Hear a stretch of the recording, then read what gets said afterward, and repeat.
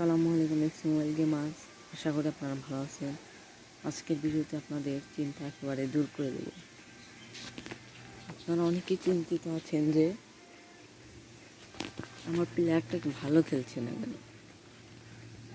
আরে ভাই, চলতি ইভেন্টের প্লেয়ার কোনো দিন ভালো খেলে? যেরকম এই ইউসেবিও কার্ডটা, এই ইউসেবিও যখন উইক 2 ছিল, 2তে যখন ছিল তখন এইটা আমি পেয়েছিলাম, তখন এটা ভালো খেলছিল। এখন উইক 3 এসে গেছে, এখন এটা পারফরমেন্স আগুন ভাই। আপনারা চিন্তিত হবেন না, যে উইকের প্লেয়ারটা নিয়েছেন উইক চলে গেলেই প্লেয়ারের পারফরমেন্স বেড়ে দিতে পারবে।